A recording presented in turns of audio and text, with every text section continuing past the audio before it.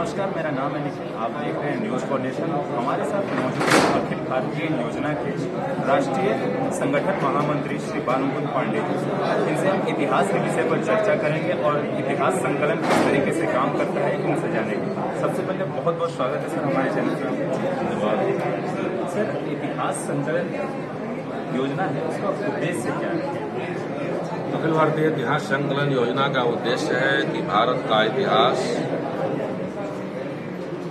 जो विकृत किया गया है सरकारों के द्वारा भी और वामपंथी इतिहासकारों द्वारा भी, अंग्रेजों के द्वारा भी, उस विकृत इतिहासकार को भारतीय एविडेंसेस पर भारतीय इतिहासकारों के द्वारा सही तरीके से रिसर्च के द्वारा उसको लिखा जाए, उसका पब्लिकेशन हो, आने वाली पीढ़ी उसको पढ़े और जो कि अपमान का इतिहास और विद्रुप्त इतिहास हमारे सामने है वह एक भारत का शलक और स्वाभिमान का इतिहास के रूप में स्थापित हो, ताकि आने वाली पीढ़ी अपने को स्वाभिमान से भारतीय कहे और अपने अंदर आई हुई आत्मविस्मृतियों को समाप्त कर एक गर्वपूर्वक अपने इतिहास को, अपने पूर्वजों को, अपने वीर योद्धाओं को, क्रांतिकारियों को सम्मान की दृष्टि से देखे और उसके आधार पर भारत का इतिहास और भारत का भविष्य का निर्माण हो। सर, हमारा अगला सवाल आपसे है कि इतिहास संकलन की अब तक की विशिष्ट उपलब्धियां क्या रही, इसके बारे में बताइए। अखिल भारतीय इतिहास संकलन योजना ने लगभग 3-4 दशकों से काम कर रही है। हमारा पहला उद्देश्य था कि जो विकृतियां हमारे अंदर आई थी, हमारे इतिहास में लिखी गई थी कि सरस्वती नदी नहीं थी, इस पर अखिल भारतीय इतिहास संकलन योजना ने काम किया। आज सरस्वती का सारा डिजार्ट हमारे सामने है। आदिबद्री से लेकर प्रभास पट्टन तक सरस्वती के सारे डिजार्ट आ गए। सिद्धपुर का और पाटन का घाट सरस्वती के घाट के रूप में विश्व के धरोहर के रूप में स्थापित हो गया है। 36,000 से अधिक फाइलें और कम से कम 100 से अधिक पुस्तकें सरस्वती को प्रकाशित हुई हैं। वेद को आधार बना करके और वेद के बाद ग्रंथों को आधार बना करके आर्कोलॉजी के आधार पर इसरो के द्वारा, वैज्ञानिकों के द्वारा, ONGC के सहयोग से इतिहास संकलन योजना ने इसको स्थापित करने में सफलता पाई है। और आज यह स्थापित हो गया है कि उस समय के नदियों में सबसे बड़ी नदी सरस्वती नदी थी, जिसके तट पर वैदिक ऋषियों ने वेद की दिशाओं को देखा था, उसे सुना था और उसको अंगीकार किया था।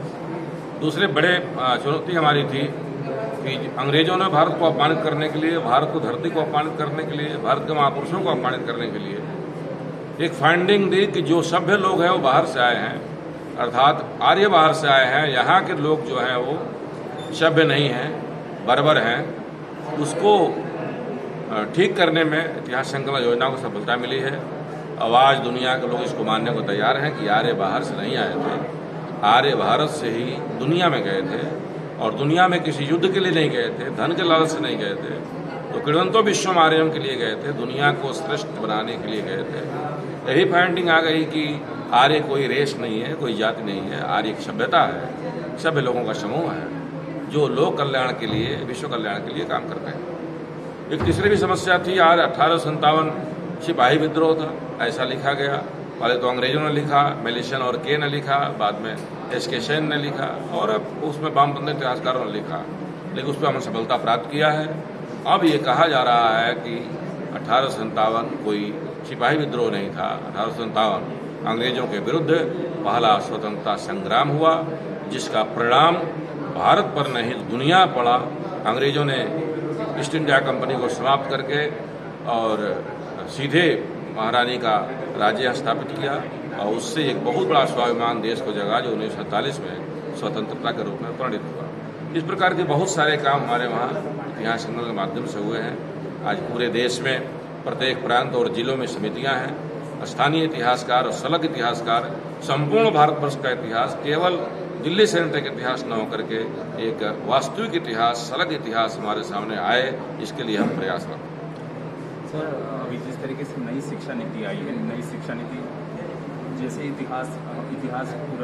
पुरातन इतिहास को धूमिल किया गया है, अब नई शिक्षा नीति में इतिहास संकलन का किस हद तक समावेश किया है?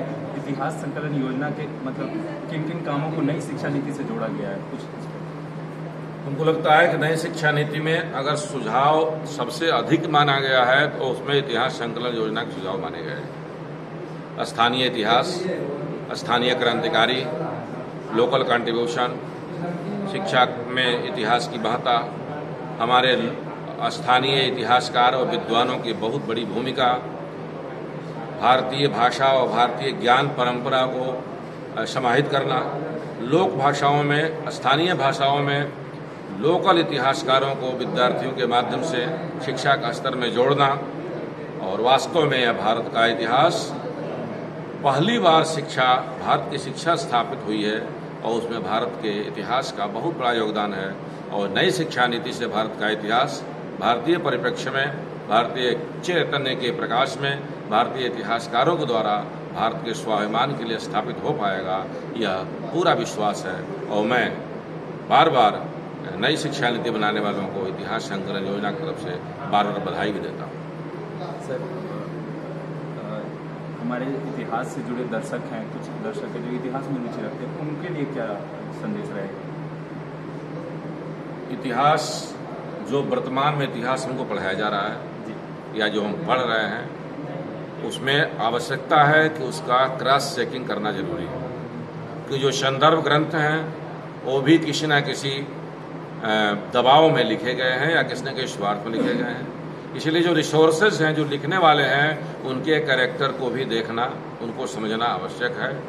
आवश्यकता है कि इंस्टीट्यूशन के पैरेलल इंस्टीट्यूशन चलते हैं। हमारे देश में प्रारंभ से ही पढ़ाया गया कि भारत की खोज वास्को डी गामा ने किया था। ये अंग्रेजों के लिए हो सकता है, लेकिन भारत के लिए भारत का खोज करने वाले व्यक्ति को खोजना आवश्यक नहीं है। इसलिए जो इतिहास है वह यूरोसेंट्रिक है। यूरोप को केंद्र में रहकर भारत का इतिहास लिखा गया है।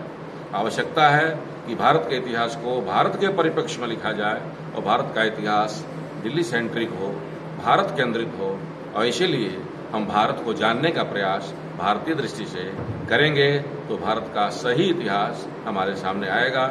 इसलिए इतिहास के विद्यार्थियों से मेरी प्रार्थना है कि भारत के इतिहास जानने के लिए भारतीय चैतन्य से तादात्म्य स्थापित करना और भारतीय परिप्रेक्ष्य में भारतीय इतिहासकारों को देखने का और पढ़ने का प्रयास करना चाहिए। हमारे साथ इतिहास संकलन योजना के राष्ट्रीय महामंत्री श्री बालमुकुंद पांडे जी और भी अपडेट्स देंगे। बने रहिए न्यूज़ इन्फॉर्मेशन के साथ।